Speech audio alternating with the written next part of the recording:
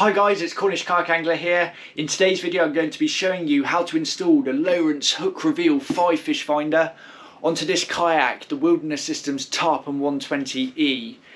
And I'm going to be running through in detail exactly how I've installed the transducer using an in-hole installation method. And this is where I bond the transducer against the base of the kayak on the inside of the kayak to allow the sonar to shoot through the plastic of the kayak.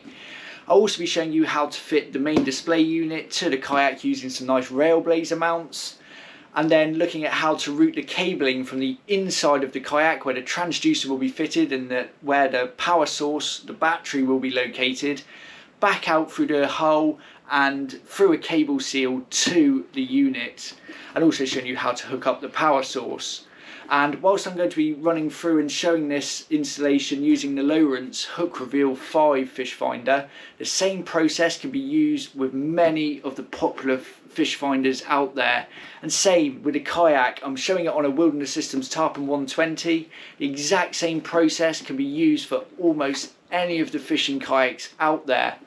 So I'm going to start by looking at how to install the transducer inside the hull of this kayak.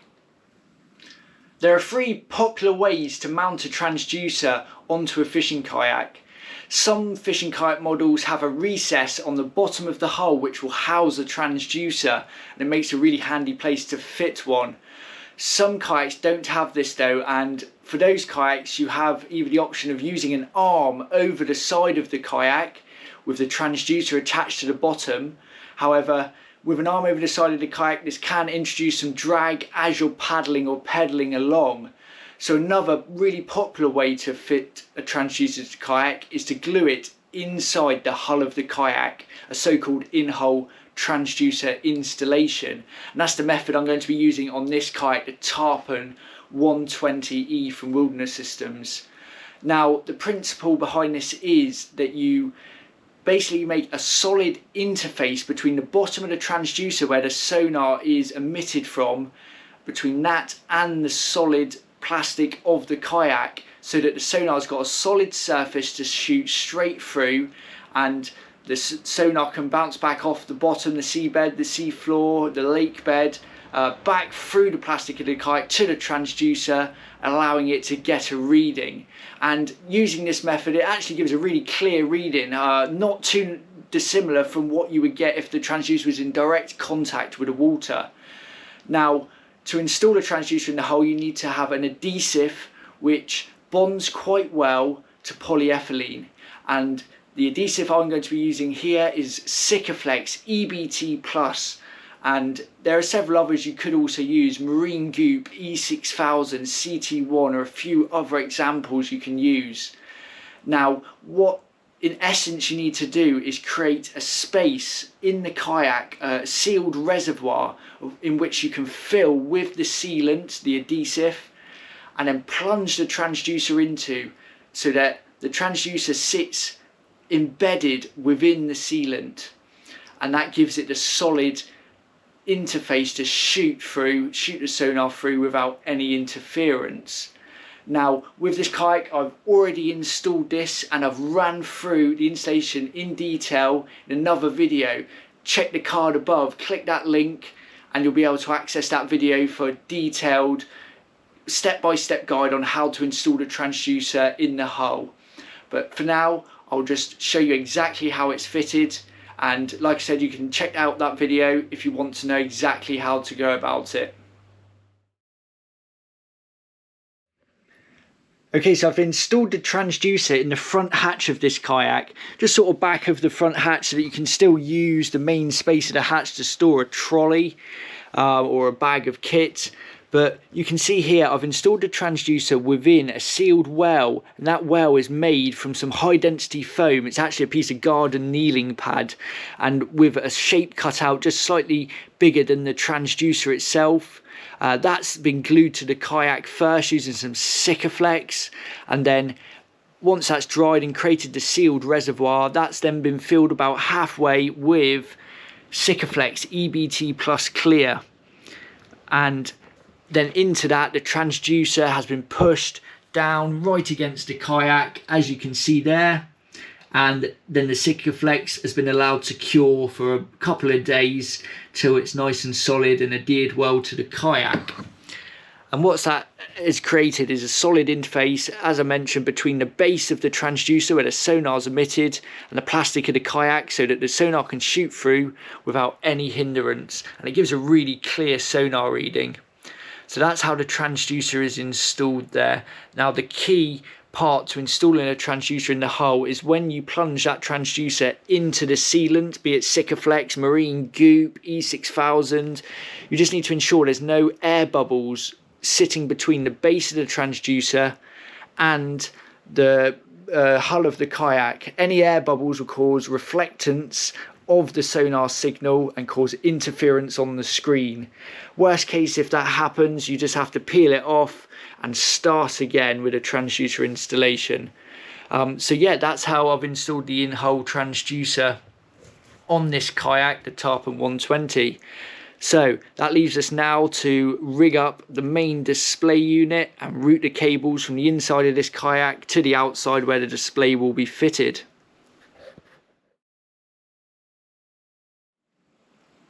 So I'm going to fit the main display unit of the Lowrance Hook Reveal 5 onto the tarpon in this central console area. It's right in the middle of the kayak. It's a great position for reaching the fish finder from the seating area, and it's in your line of sight as you're paddling along. And the tarpon has some nice convenient flat areas to mount some accessory mounts to mount this fish finder onto. Whilst the fish finder, it does come as standard with an adjustable mount, it's not got loads of adjustability within it. It's quite large and clunky as well, so we're not going to be using that. I'm going to be using a fish finder mount from Railblaza. It's their Hook 2 mount, designed for the Hook Reveal series or the Lowrance Hook 2 4X series, and this will plug straight into one of their starport bases, and that's the base that I'll be fitting to this kayak. It's a nice low profile base, and it just doesn't leave a lot on the kayak once you take everything off. It's quite a nice clean design. And to fit this to the kayak, it's dead simple. It's just a case of bolting it on. It comes supplied with 4 M5 stainless bolts, so it's just a case of placing it where we want to mount it on one of these nice flat areas on the tarpon center console here. And we can just take a marker pen, make sure it's all nicely in line, and we'll just mark some holes for us to drill out. Okay, so then we can just take a drill with a 5mm drill bit and drill through those holes.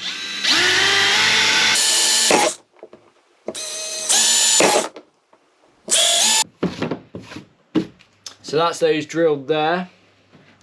And as with any fixing, any fitting you're putting on a kayak, always use a drop of sealant to waterproof the fitting. And here I'm just using some Sikaflex, clear Sikaflex EBT Plus. We can just put a dab of that over each hole just to seal that up as we fit the mount. Okay, so now we can just place that in position. Sikaflex will just hold it there whilst we pop our little stainless bolts through.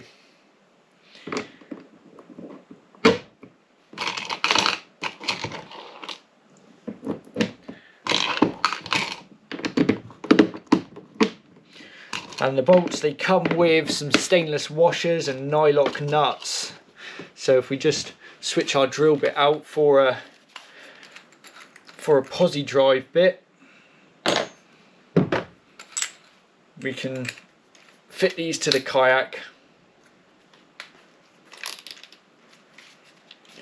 We'll set that on a fairly low torque setting. Right. Just going to need a spanner for this to do up the nuts. It's just a case of reaching inside the hatch and doing those up.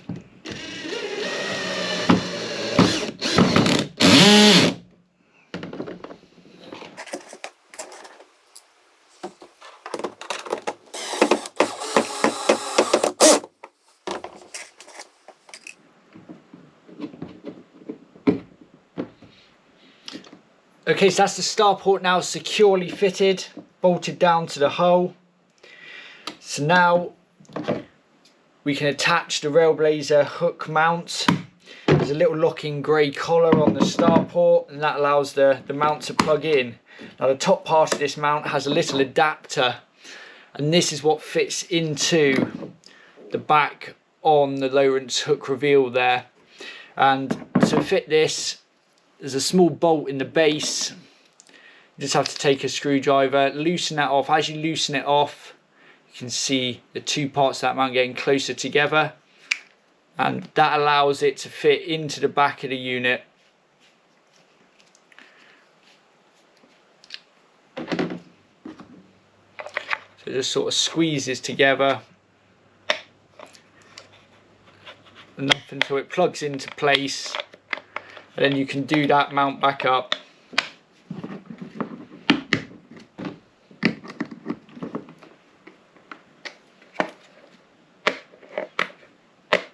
Like so, and it will allow you to adjust it still,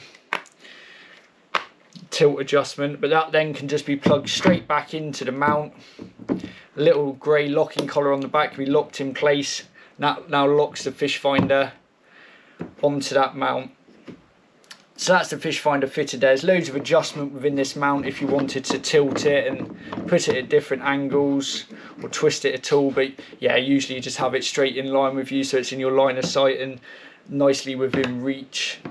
So that's the main display fitted there.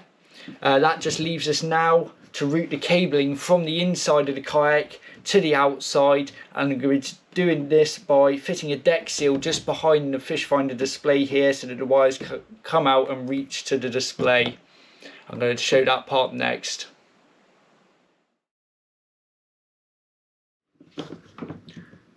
So the next step is to pass the cabling from the inside of the kayak where the transducer and where the battery will be located to the outside where the main display unit will be fitted to the starport here. And to do this we need to pass it through the plastic of the kayak, but we need to ensure it's a waterproof fitting where the wires pass through. And what we'll be using for this is a cable seal.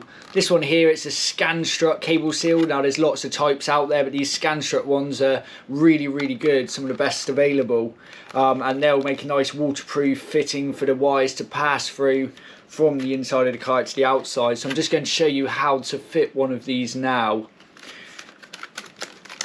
So these are sort of comprised of a plastic housing with a rubber inside, a rubber insert, and the cable seals, they do come with some rubber inserts that are pre-drilled. However, they're only sort of designed to pass one cable through. Now they do come with a blank rubber block in there, as you can see. What we can do is we can actually drill our own holes in this to the right diameter to pass the power and transducer cable through. They also come with a nice little foam gasket which sticks to the kayak, and that ensures a nice waterproof seal between the cable seal and the hull of the kayak. Now this cable seal, it's designed for connectors up to 30mm in diameter, so we'll have no trouble passing the connectors for this fish finder through. So to start, we just need to take the rubber gasket. We can use this as a template for the hole we need to cut out in the kayak to pass the connectors through. So I'm going to be positioning it just up from the starport here so the wires are nice and close to the fish finder. There's a nice flat area here to install it. And again, we can just mark roughly the centre of the hole where we want to fit this, like so. And then it's just a case of using a hole saw again. It's a 30mm hole saw piece. That's the diameter of the hole in the cable seal, and we can just drill a hole through the hole.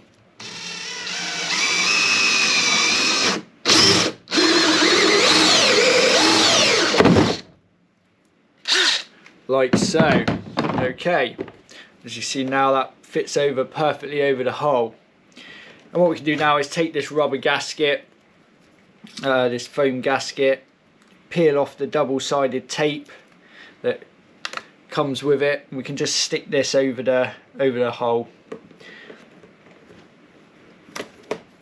Let's get it sort of central. Okay, so that forms the base of the cable seal. The cable seal itself, the outer housing, the outer plastic housing is held on with some screws, with some nuts that are inset into the bottom of the cable seal. It's just a case of undoing those, popping the screws out to allow us to access that rubber insert, which we will need to drill some holes in to allow the wire to pass through for the cables. So I've just undone those there. You can pop that apart now. You can see how that's constructed. Plastic sort of outer housing, the rubber insert, and a plastic base. Now we can start with this plastic base, because this will be screw mounted down onto the kayak, straight onto that foam gasket. And there are some small stainless self-tapping screws supplied, and we can just take a screwdriver and screw that base ring down into position.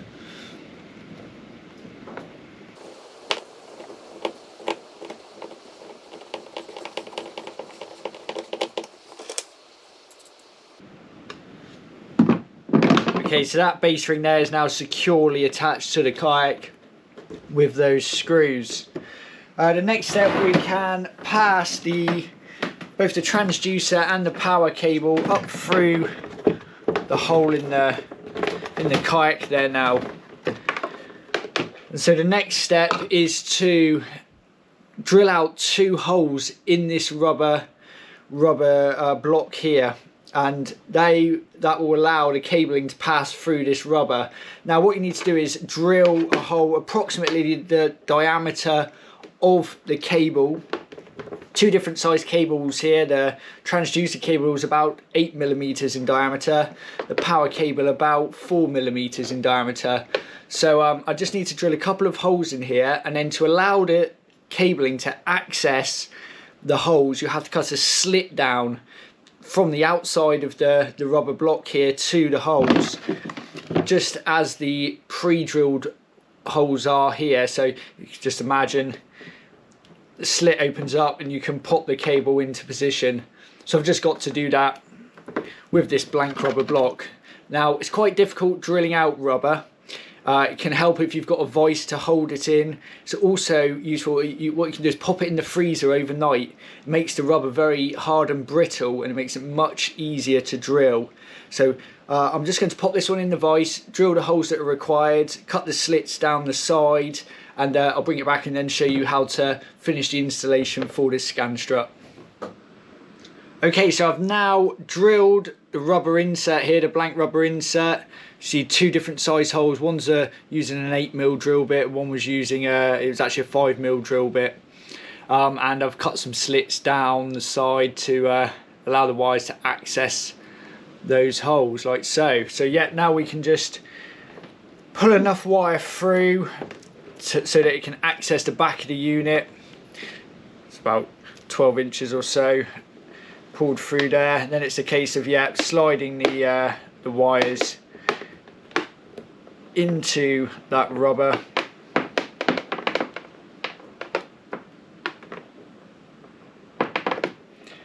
And it should be a fairly snug fit once they're in place. And the rubber block, it's actually shaped so that it's sort of angled, and as we tighten down the top casing in a second, it squeezes this rubber tight and forms a really tight seal around the wires. So yeah, we can now pop the top cover over. We can just get that into position. Just line everything up nicely.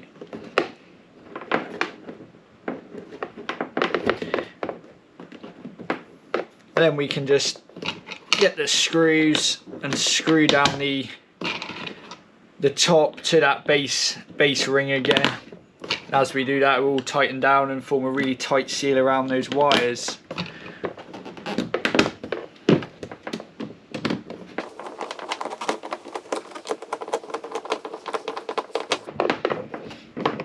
Okay, so that's the cable seal fitted there.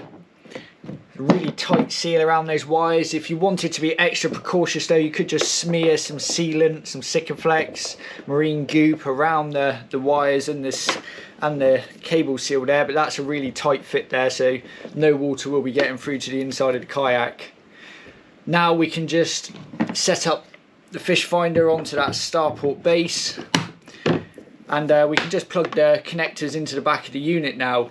However, with any fish finder connectors, I like to use a drop of corrosion block spray on the terminals. Any corrosion inhibiting spray is worth using. The brass terminals on the connectors and in the back of the unit, they're always a weak point of any kayak, particularly if you're using it on salt water. If you let salt water sit on any electrical terminals, eventually it will eat away at them, so it's worth just protecting them with a drop of corrosion block spray, and it's just a case of just giving each connector a light spray and then working it into the terminals in the back of the unit a few times. We can just plug that in there now. That'll just keep them in tip-top condition. So there we go. So that's the cable seal now fitted. If you wanted to keep it particularly tidy, you could just cable tie these two wires together just so they're not separating for a slightly neater finish, but as standard there, that's pretty good. So yeah, that's the cabling all routed through to the outside of the kayak. Just leaves us now to fit the power source, the battery, hook up the battery to this setup, and then we will have a working fish finder. So I'm going to show you that next.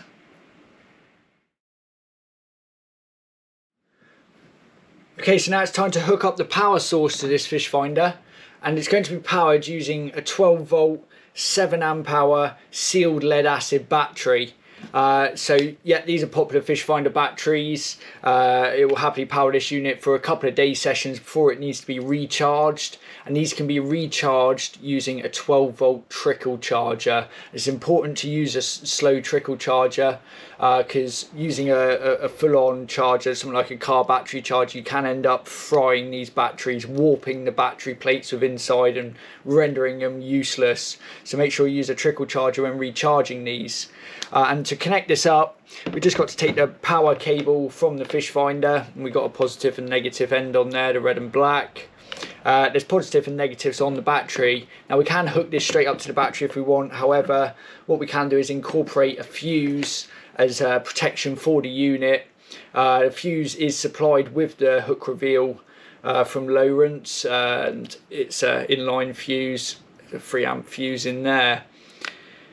So yeah, we've just got to connect the positive from the power cable to the fuse, and then all this to the battery. I'm going to be using a couple of spade end connectors for the battery connection. These are 6.3mm insulated spade end connectors, and they'll be plugging straight onto the little spade terminals on the battery there. And to connect the power cable to the fuse, I'm going to be using a Super Seal connector. It's a little waterproof connector which you can easily disconnect if you want. You could just use a straight crimp connection, but I quite like these little Super Seal connectors. So yeah, I'm just going to show you how to fit those now. The Super Seal connector, it has a couple of little rubber grommets, and these slide over the cable to form sort of a little seal around the cable. And then there are some little terminals. There's a male and a female terminal. It's quite small, you might be able to see it there. And these just simply crimp onto the wire. Sort of place them over, get some pliers or a crimping tool. A little bit fiddly, but we'll just crimp those on.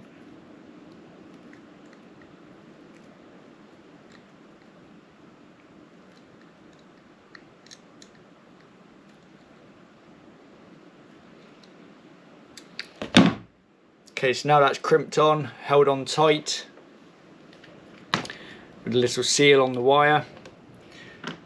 So you just need the corresponding end for the male terminal, which is the one with the actual, it's the female opening on the casing, and it sort of slides in, clicks into position, and then you pop the little rubber seal into the end of the connector to form a bit of a waterproof fitting there. You can again smear a drop of sealant around the cable and the little rubber seal there if you want to be particularly cautious and make it a really waterproof fitting.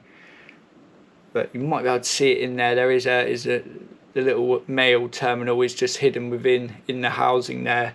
So then it's just a case of fitting the corresponding side, the opposite side onto the fuse. Again, just slide over the little rubber grommet onto the cable. Crimp on. This time it's the little female metal terminal there.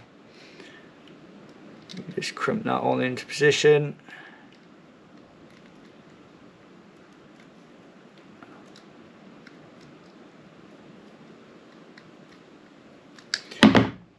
Slide that into the male side of the super seal connector there.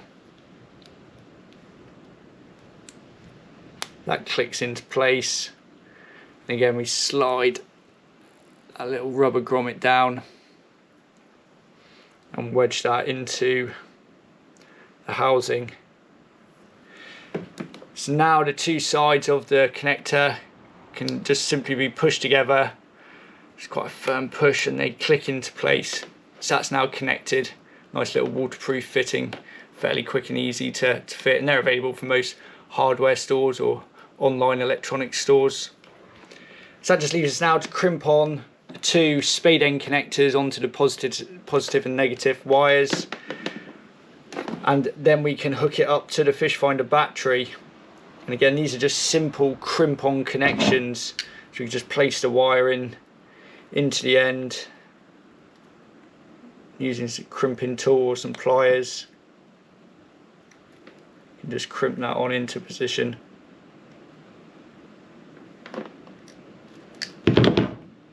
Okay, so that's one on.